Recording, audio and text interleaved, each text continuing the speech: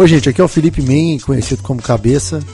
Só para dizer que o que vocês vão ouvir agora nessa edição do podcast, a gente continua discutindo no nosso super grupo no Telegram e também no nosso grupo no Facebook. Então acessa lá aindasemno.me/telegram e você vai entrar no supergrupo e acha a gente também no Facebook Ainda Sem Nome.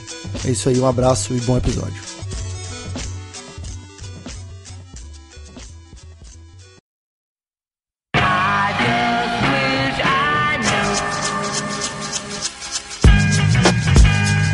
Olá, hoje é dia 24 de maio de 2017 e você está ouvindo a 131ª edição do Ainda Sem Nome, o seu podcast predileto sobre comunicação digital. Diretamente de Belo Horizonte, tá pegando fogo em tudo, hein, Cabeça? Você é o Caio César, né? Eu sou o Caio César, tô até perdendo o rumo da história aqui, cara. E daqui de São Paulo, eu sou o Felipe Men. Caio, que dia explosivo, né? Explosivo, cara. Derrubaram o seu prédio aí com você dentro, Cabeça, ou não? Não, meu prédio tá intacto ainda. Nem foi derrubado com pessoas dentro e nem tacaram fogo no ministério, né? Não teve nada disso por aqui ainda, mas tudo pode acontecer, né? Cara, a noite é uma criança e eu sei que tem ruas tomadas e a coisa está fervendo pelo nosso país. Ô Caio, eu estava pensando com meus botões aqui que acho que tem coisas que só a desobediência civil vai dar conta de resolver, sabe? Eu acho que além da desobediência civil tem que ter mais gente na rua, porque eu tô achando que tá pouco, tem que parar tudo até resolver essa situação, cara. E hoje foi uma demonstração aí diria, apelo popular, né? Então, eu vou dizer que foi emblemático ver uma manifestação onde teve fogo nos ministérios. Pois é, Cabeça, eu devo confessar que o volume de trabalho anda tão alto e o trabalho anda tão intenso que eu tenho me utilizado das plataformas de mensagem e dos grupos familiares para me manter informado sobre os acontecimentos. E uma coisa que me decepciona bastante e que ao mesmo tempo me lembra do coreano é que na rua, às vezes, em alguns lugares que eu estou andando, né? Nada acontece feijoada. Nada acontece feijoada, é isso mesmo, Cabeça. Cara, é engraçado isso, né? Hoje eu tava também, a gente tá aqui num momento de muitas definições e planos de ação na 42 Formas. Falando nisso, eu gostei muito do manifesto, cara, e recomendo à nossa audiência que prestigie e divulgue para que as pessoas conheçam e contratem a 42 Formas. A gente vai ficar muito feliz. Para quem não tá por dentro, a 42 Formas é a empresa que eu tenho com o Marcos Arthur, meu sócio. E a gente divulgou um manifesto com 7 valores, a gente brinca que são 7 mandamentos, 7 valores que a gente acha que são importantes para o dia a dia corporativo. Tem um que eu gosto particularmente, Caio, que é o 7º, que é a aprendizagem permeia tudo e pode mudar tudo. Sim. Então a gente está produzindo vídeos, a gente fez um de abertura e estamos fazendo vídeos explicando cada um deles. Hoje é dia 24, né? Quase dia 25, não entrega. Quase dia 25. Então logo mais amanhã, dia 25 de maio de 2017, vai ter o segundo vídeo onde esse que vos fala aparece. E meu critério de aprovação sobre os vídeos que eu apareço é alto, viu? Entendi. É foda.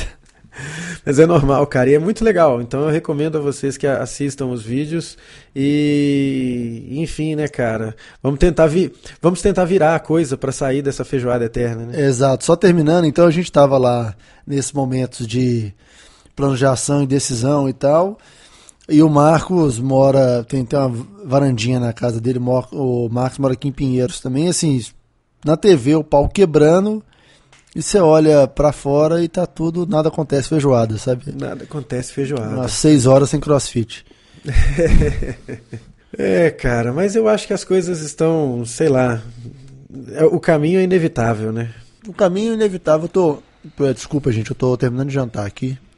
Quem sabe faz ao vivo. Quem sabe faz ao vivo. Se vira nos 30 aí, Cabeça. Isso. Mas, cara, é inevitável. Não era nem a pauta, a gente nem ia falar disso, eu acho, mas é inevitável. Só que a gente discutiu isso na época do impeachment da Dilma. Mais conhecido como golpe, né? Mais conhecido como golpe, nas ruas. E eu não sei se esse áudio do Temer, ele é cabal, assim, bicho, pode dizer que não tenha a parte da mesada do Cunha, ele pode ser inconclusiva, mas assim, você pelo menos identifica os 2, 3 crimes que ele cometeu ali, sabe? Eu fico pensando assim, que ele, que a Dilma, que não tinha um áudio desse, que tem as pedaladas, e enfim, a gente pode discutir ou não a ilegalidade das pedaladas, mas eu fico pensando se o Temer ainda não saiu porque a Dilma abriu uma jurisprudência nova de tipo, só vou sair se me tirarem. Nem sei se é isso, viu, cara? Eu acho que é um negócio que a gente tá ficando cada vez mais claro e pra gente, e ainda bem que existem as plataformas sociais para que a gente fique sabendo dessas coisas por meios outros que não a mídia de massa, porque essa não tem interesse nenhum em informar. Eu acho que fica cada vez mais claro, e isso vindo de pelo menos 2 oportunidades em que o Temer deixa isso transparecer, né? Uma vez num discurso e outra vez no programa Canal Livre, em que ele fala o verdadeiro motivo do golpe. Na verdade, ele dá 2 motivos. E depois o relator da proposta de reforma da Previdência, ele também deixa claro que a retirada da Dilma do poder foi uma questão puramente política e não relacionada a qualquer atitude criminosa ou qualquer mal feito que aquele governo tenha executado, né? Especialmente na pessoa ali, comandante do executivo. Então, se não fossem as plataformas sociais, cara, a gente não saberia muito disso, ou isso não espalharia, porque a gente fica refém de uma agenda que está cada vez mais clara, embora confusa, porque agora a gente vê que, por exemplo, a TV Globo tá empenhada em retirar o Temer do poder. É engraçado que eu vejo reportes, né? A gente está aqui em Belo Horizonte, e isso também vai aparecer mais tarde na nossa pauta. Ainda tenho contato com pessoas que trabalham e que já trabalharam, e, enfim, em jornais de grande circulação aqui de Belo Horizonte, de Minas Gerais, falando que agora pode falar do Aécio. Então, isso um pouquinho antes da prisão da Andréia e da questão do áudio do Aécio vazando, né? Então, é uma agenda clara, que é a de tocar essas reformas, tocar isso que é o terror para 90% da população. E não sei, cara, talvez a minha análise seja muito rasteira, mas parece que delegaram para o Temer uma série de questões muito delicadas, e que seria o que ele faria em troca dessa mesada aí de 20 anos e R$500 mil. A execução dessas mudanças, né? Dessas mudanças, por exemplo, na legislação trabalhista e na legislação e na questão da Previdência. E como ele não está conseguindo executar o negócio, fala assim, então, bicho, vou te tirar e vamos botar outro cara aí para resolver isso aí. Ou, nas palavras do Meirelles, né, mesmo sem o Temer, as reformas vão passar. Só que ele esqueceu de dizer que se o Temer sai, provavelmente ele sai também, né? Mas para você ver que o projeto de um golpe que foi construído justamente com essa finalidade de ferrar a todos que somos... você não mais, né, Cabeça? Que você agora é um empresário do ramo educacional corporativo.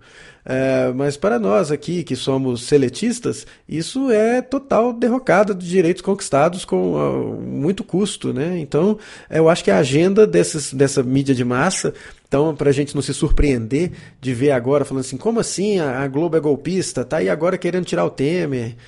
Porque eu imagino que a questão seja essa, olha, ele foi delegado para executar esse processo aqui, não está executando, vamos tirar e colocar outro, né? Ô, Caio, mas aí só uma pontuação que talvez, não que o Meirelles saia, porque ele é um dos fortes candidatos a ser o presidente... eleito indiretamente, né? Eleito indiretamente.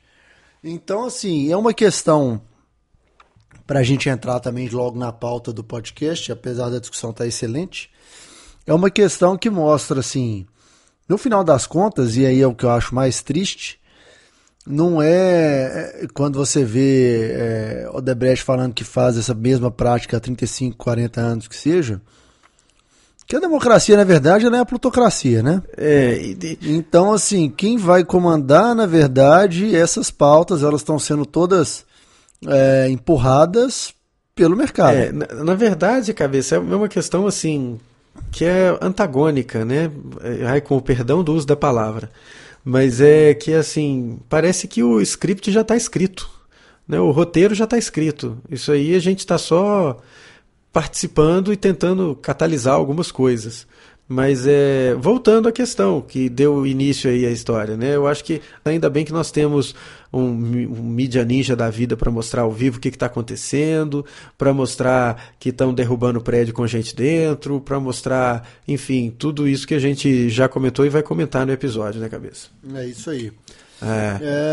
E que você falou, né, da questão, e talvez o título desse episódio seja um pouco caça-cliques e sensacionalista, mas tem total ligação com o fato central que eu acho que motivou a nossa conversa, que é essa questão de agora as pessoas estão entendendo o que acontecia nas Minas Gerais. Isso aí é importante. E aí, não vão censurar o podcast, gente, pelo menos a gente espera que isso não aconteça. Não, de forma alguma, Cabeça. Enquanto eu estiver dotado de minha plena capacidade mental, isso jamais vai acontecer, bicho. Mas era uma coisa que acontecia com alguma frequência nos jornais dessas Minas Gerais, né? Pois é, e assim, é um negócio, né? A gente aqui em Minas Gerais, em Belo Horizonte, estava tão... eu vou dizer resignado, né, com essa sequência de ocorridos, né, que a gente achava que o resto do país conhecia essa história também. Parece que não é bem assim, né, Cabeça? Você conhece gente que não sabia nem quem era Andréa Neves. Aí, tem uma coisa muito engraçada, que vamos, né, situar. A gente está falando aqui da questão da prisão do Andréa Neves, irmã do Aécio Neves. E as matérias que começaram a aparecer falando sobre o papel ultra estratégico que ela desempenhava na carreira, sem trocadilhos, do irmão, carreira política do irmão. Juro que foi sem querer, sério. Esse aspecto da vida desse ser humano eu me recuso a comentar. Ele tem a liberdade de fazer o que ele quiser. É isso, mas é porque não raro é usado com maldade, né? Deixa, a vida é dele. Mas ela era a estrategista da carreira do irmão, que enquanto ele era a vitrine, a fachada, ela fazia todos os conchavos e a parte política por trás. Acontecia que era quase como um cão de guarda, né? Então, assim, nos 8 anos de governo de Aécio Neves, você mal viu uma matéria falando mal dele, inclusive depois que ele deixou de ser governador, né, cara? Já como senador... Não, ele continuou sendo governador com a Anastasia, né? Uma coisa, não mudou muito a história. De fato, na verdade, quase que quem era a governadora de facto era a Andréa, né? Então, assim, ela criou um esquema onde você não podia... Se você era um jornalista em alguma grande redação de Minas Gerais, você não tinha espaço para falar mal do governo, fazer nenhuma crítica à pessoa do governador e ao governo de Minas Gerais. Pois é, e aí nesse momento, caro ouvinte, vale a pena você dar uma olhada nas notas desse episódio, o link para o vídeo feito pelo Marcelo Baeta, então estudante de graduação do curso de jornalismo da Universidade Federal, daqui de Minas Gerais, e o projeto de conclusão de curso dele foi justamente um vídeo, uma reportagem documentário, né? Onde ele mostrou a quantidade de jornalistas e de repórteres que foram demitidos ou tiveram sua função trocada ou foram ameaçados porque em algum momento falaram alguma coisa que desagradou o governo do Aécio Neves e, enfim... E como os veículos de comunicação de massa daqui de Belo Horizonte até a troca do governo pelo Pimentel esse que não é muito boa bisca, devo deixar bem claro, mas que até a troca para o Pimentel, então nos anos aí de Aécio e Anastasia, foram completamente desarmados, né? A pauta era guiada pela Andréa Neves. E isso não era muito segredo, né? Era uma coisa assim que todo mundo que trabalha com comunicação sabia, e é engraçado como que as pessoas se acovardaram com isso, né? Durante tanto tempo essas coisas ficaram tão acovardadas, assim, tão sumidas, né? Escondidas. E o legal justamente é a existência de plataformas sociais como o YouTube, onde esse vídeo está publicado desde o ano de 2006, quando o Marcelo defendeu o seu projeto de conclusão de curso. E se não fossem as mídias sociais, esse material ficaria ali, confinado à videoteca da Fafiche. Eu só discordo, cara, sobre a questão de acovardar. Eu acho que muita gente não se acovardou, mas, de novo, o poder e o dinheiro falaram mais alto. A cabeça... Sabe por quê que eu acho que se acovardaram? Porque demorou muito para começarem a aparecer iniciativas de mídia independente. Demorou a quase total falência do maior jornal de Minas Gerais, que é o Estado de Minas, que atrasa 13º, não paga FGTS e etc. E a galera começou a perder o emprego e aí começou a se virar e fazer mídia independente. Até então, as poucas vozes que você via que eram dissonantes eram tidas como loucos e não eram muito levadas a sério.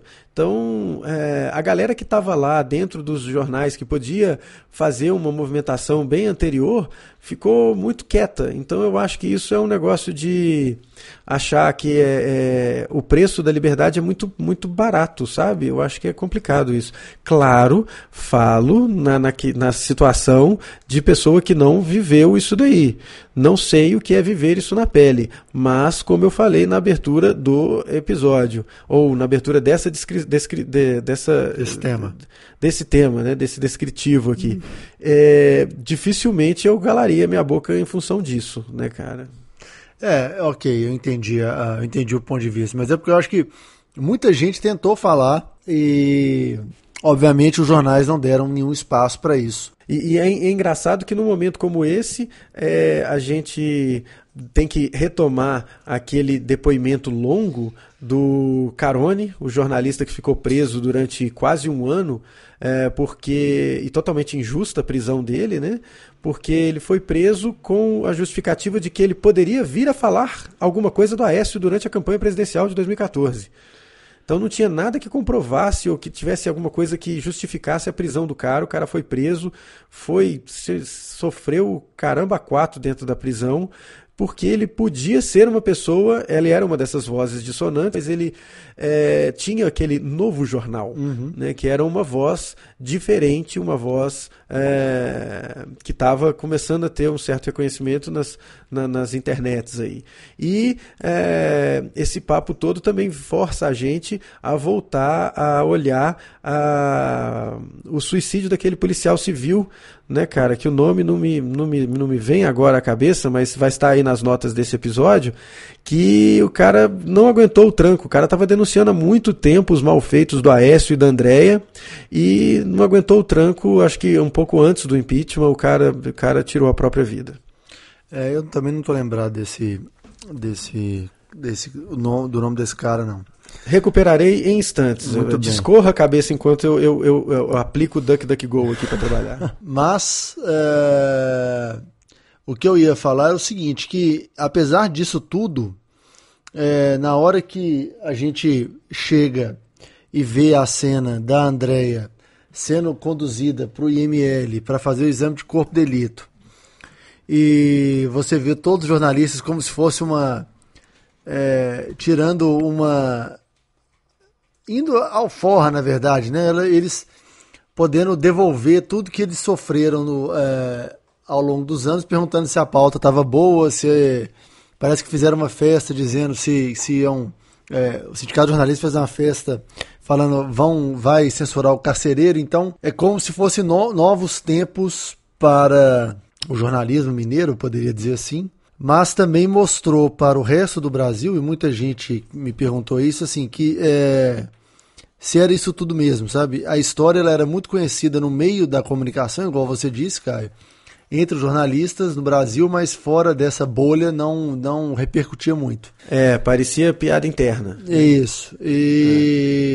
Enfim, nesse quiprocó todo, tem só um ponto que me chamou a atenção, e eu acho digno de nota, e aí eu jamais imaginaria que esse dia iria chegar no dia que eu iria concordar com a Reinaldo Azevedo, Caio. Entendi. Vamos lá, vamos chegar lá, né? Vamos chegar lá. Mas Reinaldo Azevedo, que pediu demissão da Veja porque ele foi pego num grampo da Andréa Neves, né? Isso. E isso foi uma quebra de sigilo de fonte das mais cabais que eu já vi na minha vida. Uhum. E nesse ponto, por mais que eu não tenho nenhum apreço pelo Reinaldo Azevedo, eu discordo de 99,999% das coisas que ele falou até hoje, eu só vou concordar nisso, que exigiu a quebra do sigilo de fonte, para mim é demais. Então, assim, como jornalista, eu imagino que isso não é a coisa certa, e nesse ponto foi um vacilo muito grande. Pois é, Cabeça, agora, assim, elucide. Quem estava grampeado, era ele ou era a Andréia? Porque... Era a Andréia, mas é mais ou menos aquele caso, por exemplo, de quando divulgaram, acho que o telefone do Instituto Lula estava grampeado e divulgaram conversas da dona Marisa absolutamente irrelevantes para o processo. Sim, o princípio é o mesmo, né? O princípio é o mesmo, entendeu? Uhum. Aquilo que estava sendo conversado não tem nada a ver com o crime pelo qual ela está presa, né? Exatamente. Então, Entendi. Obviamente, você entrega quem era a fonte do Reinaldo Azevedo, claramente era a Andréia. Uhum. E aí você tem uma quebra que ela é um precedente muito perigoso também, entendeu? Sim. Então, nesse ponto, eu tenho que concordar que não foi legal. Não foi bacana, né? Enfim, né, cara, eu acho que, embora tenha ocorrido este fato, ele, para quem escutou ou leu o diálogo, ele é uma demonstração do que ocorria aqui em Minas Gerais com frequência. Não necessariamente pelo telefone, eu acho que a galera também ia pessoalmente ao escritório dela, pedir bênção, e meio que ela aprovava o que seria publicado ou não, né? E isso certamente não é legal. E aí não é uma coisa que a gente está falando de fofoca, né, Cabeça? É uma coisa que os relatos dos vários jornalistas que estavam comemorando no dia da prisão da Andréia é uma coisa constante, né? Mas, Caio, eu acho que vale só a pena dizer que essa relação de jornalista com fonte, independente de quem seja... Não, de ser o fulano, o ciclano, beltrano, tá certo, claro. Então... Não. A bênção que é foda, entendeu? A bênção que é foda. Aí a questão é essa. A questão não é assim, eu nem me interesso pelo conteúdo do que estava sendo trabalhado ali. A história é que aquilo mostra uma coisa, né? A atitude de divulgar aquele específico áudio é realmente não correta. Exato, exatamente. É isso aí. Pois é, cara. Então, já está nas notas desse episódio. Você que está ouvindo aí, você já vai estar vendo que é o Lucas Arcanjo, o policial civil que estava denunciando há muito os malfeitos do ex-governador e senador, que está com algumas coisas corroendo suas entranhas. Você viu esse vídeo, Cabeça? Eu vi esse vídeo. O que não são as mídias sociais, né, cara? É isso aí. Olha, para essas coisas a gente tem que lembrar do livro do Andrew Keane, né? Assim, o bom não foi ele que falou isso, mas o culto do amador fala isso, que a gente usa as mídias sociais como uma plataforma individual e tal. Então, ao mesmo tempo que você usa as mídias sociais para ter acesso à liberdade, essa palavra, você também vai usar as mídias sociais para ter acesso àquele vídeo em que o Aécio Neves fala que os palavrões não fazem parte do cotidiano dele. Não fazem. Eu posso imaginar que não fazem. Realmente, é quando você está sendo gravado sem saber, é que você fala as coisas que não fazem parte do seu cotidiano. Ótimo, né, bicho? E assim, eu acho engraçado são as pessoas ficarem chocadas com o palavreado, entendeu? Assim, as ações... O grave é ele falar caralho. Isso. Tipo, puxa vida. Cara, olha, Lima Duarte já falou muito caralho no Sete Gatinhos, bicho. Pode falar que não tem problema, não. pariu. Eu quero saber quem foi que desenhou caralhinhos voadores na parede do banheiro. É foda. É mais ou menos quando você vê uma discussão mais acalorada na Câmara dos Deputados, numa CPI, que seja, que as pessoas, em vez de xingar e chamar o cara de filho da puta, chamam de Vossa Excelência, né? Como se isso servisse diminua, né, o insulto. Isso. Para suavizar a coisa. Eu lembro, eu acho que foi na CPI do painel do Senado. Painel do Senado, né? Da manipulação do painel do Senado. Sim, dos votos lá do Jader Barbalho e ACM, né? Isso. Que em determinado momento da CPI, Pedro Simon pergunta para o ACM se Vossa Excelência prevaricou.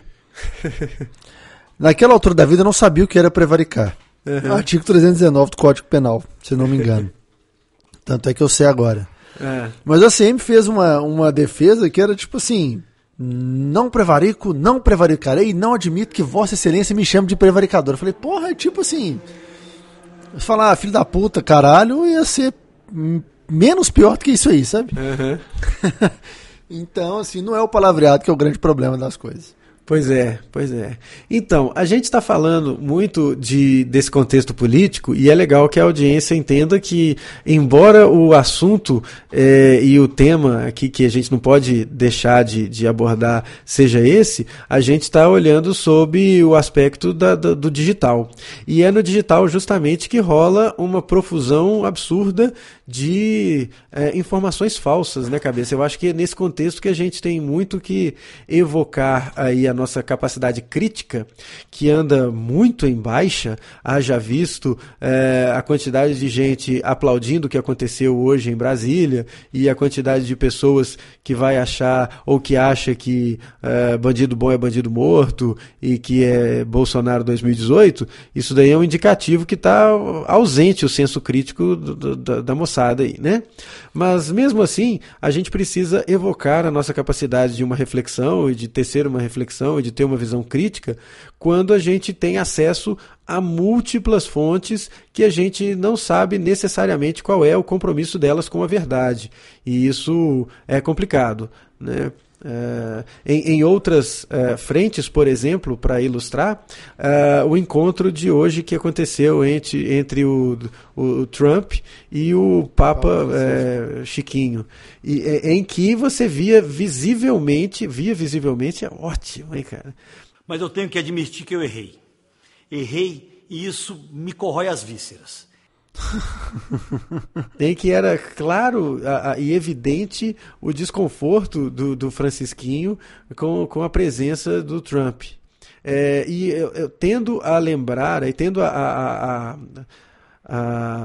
entender que esse desconforto se deve muito em função de uma notícia falsa que foi atribuída de um relato ou de um endosso atribuído ao Papa para a candidatura de Trump na ocasião da campanha dele para a presidência.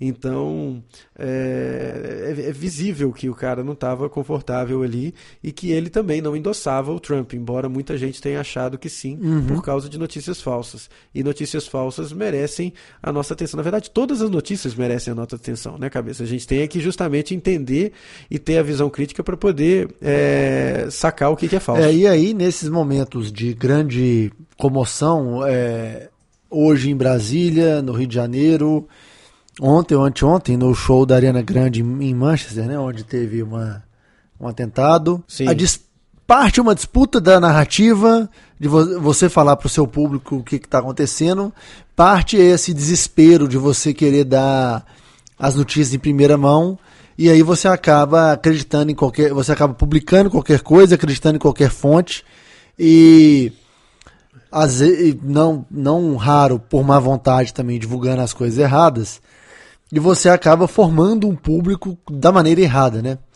Isso é um negócio muito importante, viu, cabeça? Hoje, na questão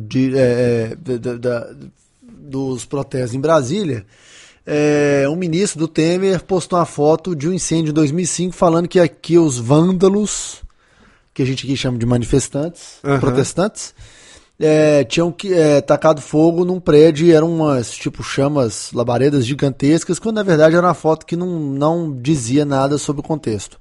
A gente vê isso direto quando fala-se de uma manifestação e mostra a foto de outra, ou a foto da manifestação é manipulada para parecer que tem mais gente, enfim. E é uma coisa, cabeça, que a gente precisa entender o seguinte, há aí uma clara tentativa de demonizar um lado e inocentar outro, ou de, enfim, de criar um contexto que não é o verdadeiro. E isso é um negócio que a gente precisa ficar bastante atento, né? E isso não se deve única e exclusivamente à questão da velocidade, da busca pela informação. Porque a gente deve entender que as plataformas digitais, elas existem e é muito bacana que elas existem. A gente não tem que ser ludita aqui de forma alguma, né, cabeça? A onda aqui não é ser ludita de forma nenhuma, né? Mas a gente tem que entender, essas plataformas elas existem e elas são muito bacanas para que a gente tenha conhecimento de fatos e de questões no momento em que elas acontecem. Por exemplo, aí eu dou aí, ó, o filme que está inclusive na minha lista, já está até baixado, mas não foi tempo ainda de assistir, que é o filme Sully, que fala daquele pouso de emergência no Rio Hudson lá, né? Naquela ocasião, o Twitter foi uma ferramenta muito importante, uma plataforma muito importante para as pessoas saberem, inclusive, que tinha acontecido aquilo. Mas uma coisa é você saber que aconteceu. Outra coisa é essa corrida desenfreada por uma explicação que às vezes ainda nem se tem. Então, uma coisa é você ficar sabendo do fato de que algo aconteceu. E as plataformas sociais são excelentes para isso, especialmente com esses vídeos ao vivo e etc, né? Que aí você consegue ter em tempo real o que está acontecendo. Mas a gente tem que prestar atenção que essa busca muito ávida por uma explicação rápida e completa, ela não necessariamente vai levar para um bom caminho. E aí eu recomendo a todos, eu não vou recomendar o Sully porque eu ainda não assisti, então eu não sou o Silvio Santos, não vou cometer essa leviandade. Mas eu recomendo a todos um filminho que tem no Netflix chamado The Thread, que conta a história de como que a massa de um subreddit criado especificamente para ajudar a investigar no atentado da Maratona de Boston, aquele que é uma bomba bastante semelhante a que explodiu ontem lá, que explodiram lá no show da Ariana Grande, né? Depois do show da Ariana Grande, é uma bomba de pregos, parafusos, uma coisa com panela de pressão, tinha uma coisa assim, né? A galera tentando correr atrás de culpados e pessoas comuns fazendo isso.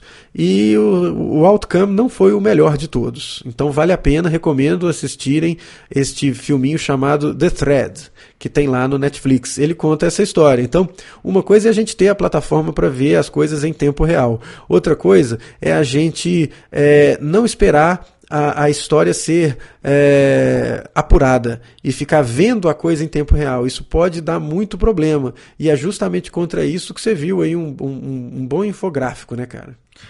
O primeiro ponto aí, Caio, eu estava lembrando aqui de uma entrevista que o Jô Soares fez há milhões de anos com um camarada que ele era o troll da época. Ele era o divulgador de fake news da época. Que ele falou, todo evento de comoção nacional, um assalto a banco, um acidente, um negócio, ele estava lá, dava entrevista sem estar lá. Não viu nada, mas chegava lá e falava, não, eu vi realmente, etc.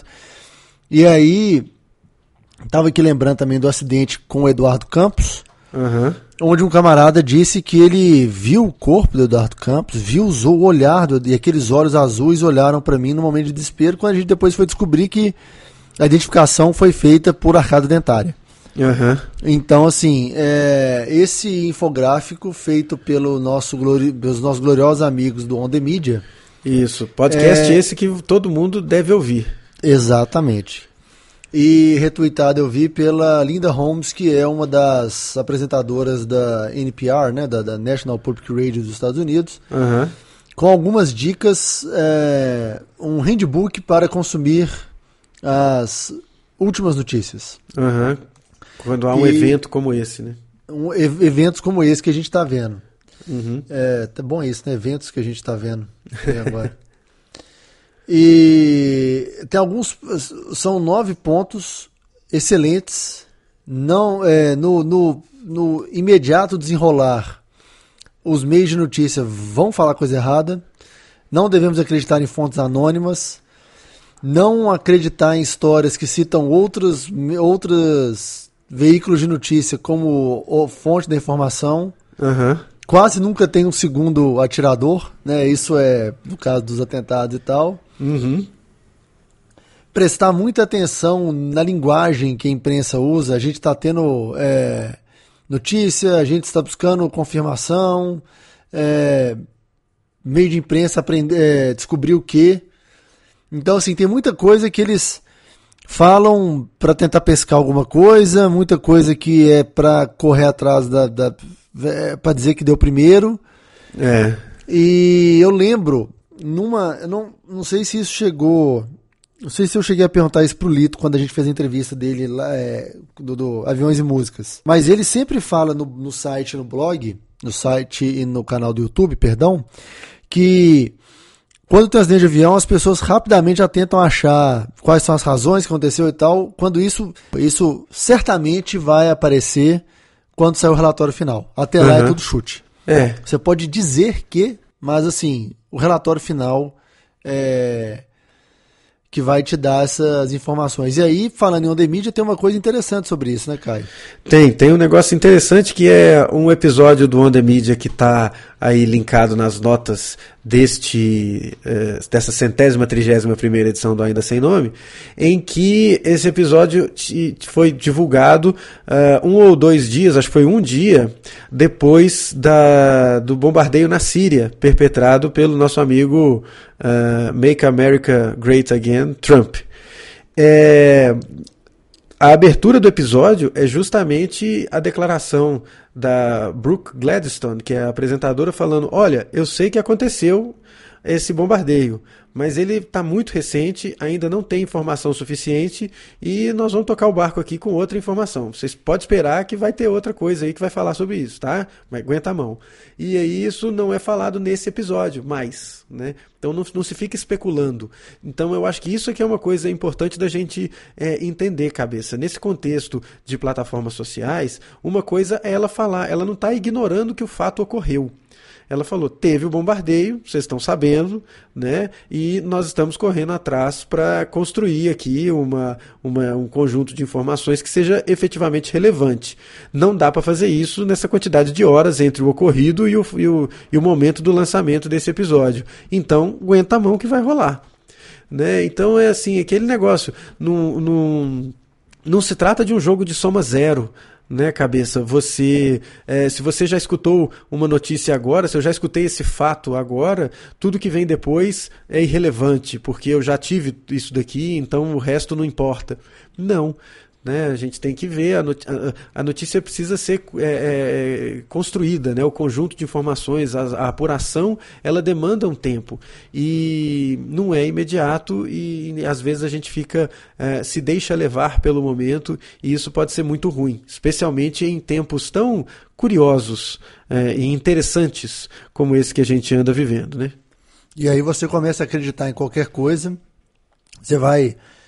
Isso tem muito do que a gente já falou de fake news também. Você vai acreditar naquilo que te convém mais, né? E dos meios que você acha que são mais relevantes e ignorar todos os outros desdobramentos ou descobertas sobre aquela história. Então, tem que ter paciência, calma, galera, calma, gente. O departamento de calma, porra, sempre tem que entrar aí. Afinal de contas, já dizia o Anônimo que o segredo do sucesso é saber segurar a onda. Grande Anônimo. Isso aí, cabeça. Grande Anônimo.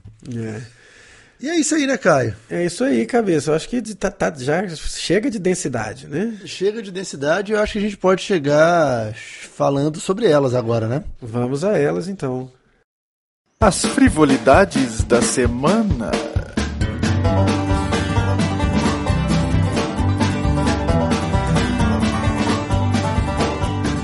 Caio César, as ruas me dizem que você ficou gripadíssimo. Fiquei gripadíssimo, cabeça. Você que acompanha o nosso querido Ainda Sem Nome deve ter percebido que, diferentemente do costume dos últimos tempos, o episódio não foi gravado na segunda-feira, ele foi gravado numa quarta. Isso porque na segunda-feira, no horário da gravação do episódio, eu estava deitado na cama, possivelmente desejando o meu próprio óbito.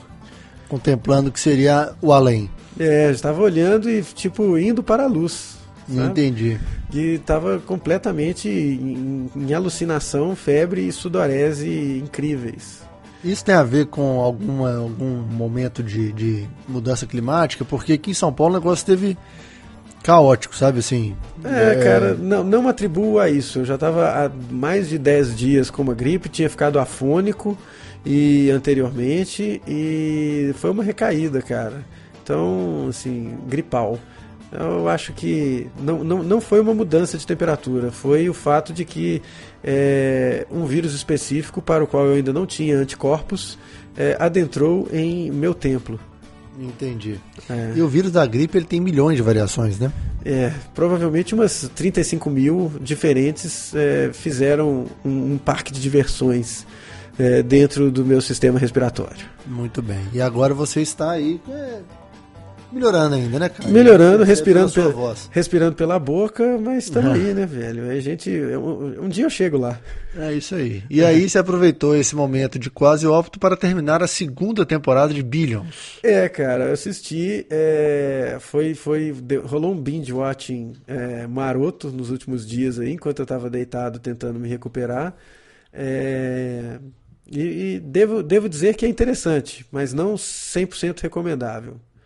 Por vezes ela se arrasta. Então, às vezes, assista só os previously dos episódios e depois assiste o episódio, os dois finais, que são bem bacanas, sabe? Tem alguns episódios que você vê claramente, assim, que, bateu aquele, 2006, da greve dos roteiristas lá, que ferrou com Heroes. Uhum. Meio que bateu isso, rolou um certo arrasto. Mas é interessante. Eu acho que o negócio alguns episódios terminam de um jeito bem legal, assim, sabe? Eu ainda não vi nada, não posso opinar. Então, posso opinar sobre a greve roteirista que fudeu com Lost também à época. Lost este que tem no Netflix, graças ao meu descobrir ali, ele me indicou Lost. Exato. Mas mandou mal o Netflix, mandou mal. Inclusive tem uma queixa a fazer sobre o Netflix que eu acho que é, assim, claro, quem sou eu para falar, né? Mas tenho para mim que a nova maneira de classificação de material no Netflix é muito não, né? Ela é binária. Ou você gostou ou você não gostou. Quanto que anteriormente, com as estrelinhas, você podia indicar que eu gostei, mas não amei. Eu não gostei, mas não odiei. Então, eu acho que as estrelinhas podiam dar nuances mais interessantes. Mas vamos ver como é que o negócio se desenrola aí, né? Hoje a gente comentou sobre esse novo sistema de classificação numa reunião que a gente teve mais cedo. Mas enfim, era só porque eu lembrei desse fato. Pois é, esse sistema de classificação foi inclusive utilizado para eu classificar um documentário interessante. Estamos vivendo tempos interessantes, né? Tempos curiosos. Um documentário interessante sobre Laerte. Laerte, cartunista, que se chama Laertice. Também tem no nosso amigo Netflix e vale a pena assistir, né? Mas assim, por vezes parece que não há muito uma ideia de roteiro objetivo no documentário. Mas pode ter sido só impressão minha ou as alucinações causadas pelos 35 mil tipos diferentes de vírus que estavam pululando dentro do meu nariz. Eu ainda também não vi Laertes, então eu vou pôr na lista de coisas que eu tenho que ver e comentar aqui neste distinto podcast. Assista que, assim, é interessante. Tem uma fila longa ainda, né, cabeça? Tem, mas posso furar essa fila aí. Eu não tenho, cara, minha semana foi tão tranquila que não teve grandes... eu comecei a ver até, assim, né, na fissura por na fissura por material audiovisual sobre zumbis, eu comecei a ver a terceira temporada de Z Nation. E, cara, eu tava comentando com a Carol aqui em casa que Diferente de The Walking Dead, que rola um momento de tensão, você fala, caralho, o que vai acontecer?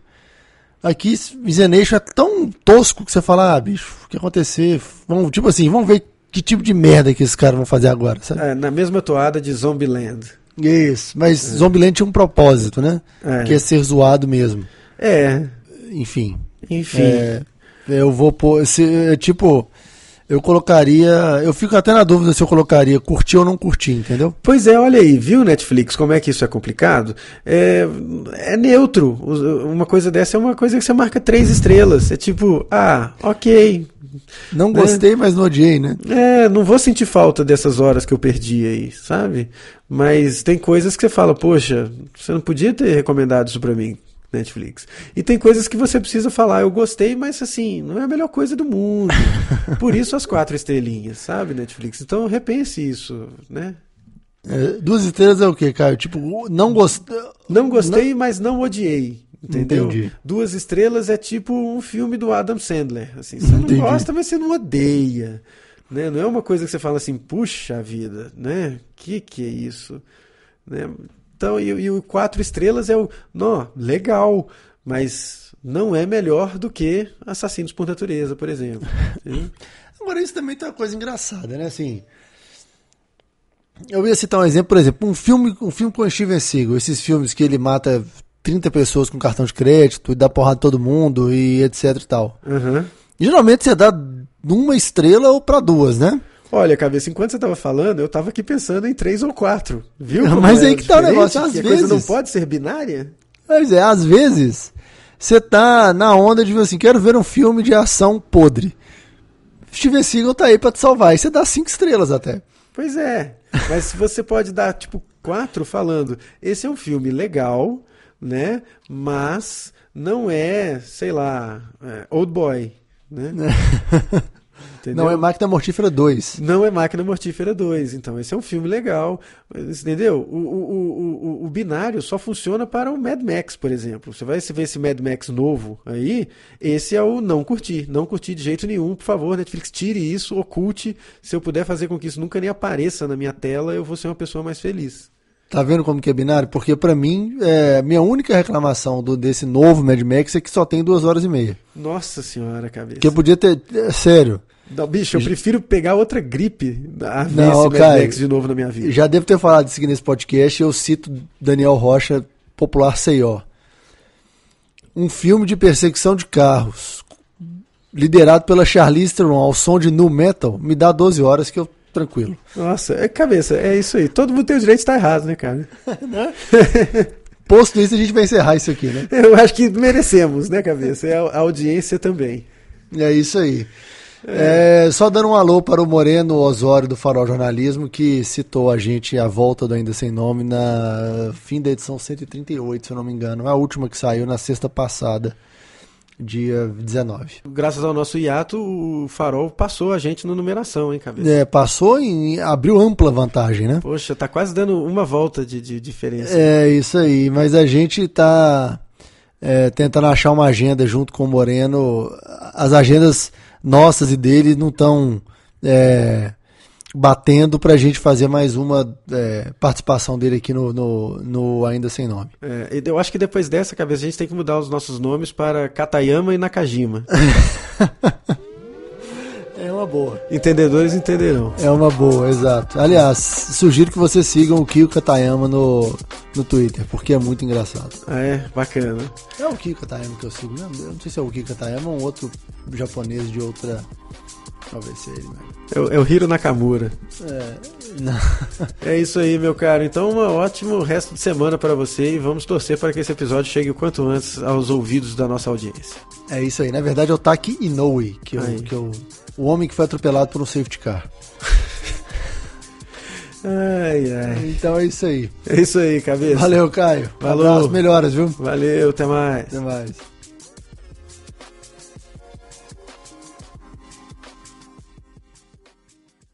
É isso aí, pessoal. Aqui é o Caio falando e você acabou de ouvir mais uma edição do Ainda Sem Nome. Espero que você tenha gostado e espero também que essa sua admiração se transforme em alguma coisa para ajudar o Ainda Sem Nome a crescer. Você pode fazer isso de diferentes maneiras. Uma maneira, por exemplo, é você divulgar para seus círculos que o Ainda Sem Nome existe. Quanto mais ouvintes a gente tiver, melhor será. Mais gente para opinar, mais gente para conversar e mais gente para tratar desses assuntos que tangenciam aí o universo da comunicação digital. Então, twitta, compartilha no Facebook, manda um e-mail, ao invés de dar bom dia no grupo do Zap, manda o link para Ainda Sem Nome. Eu tenho certeza que a sua tia vai adorar. E outra coisa que você pode fazer, claro, é ajudar a gente lá no Patreon. Vai lá no patreon.com/ainda sem nome, dá uma olhada nas nossas recompensas e também abra a sua carteira, dê um sorriso, fale bom dia para as nuvens e lembre-se que pode ser muito bacana você ajudar financeiramente a produção do Ainda Sem Nome. E isso pode ser feito com uma quantia à sua escolha, a partir de $1 mensal.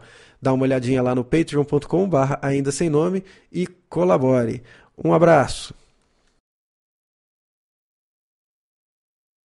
Mas eu tenho que admitir que eu errei. Errei e isso me corrói as vísceras. Este podcast é uma produção da Rede. Saiba mais em rede.bz.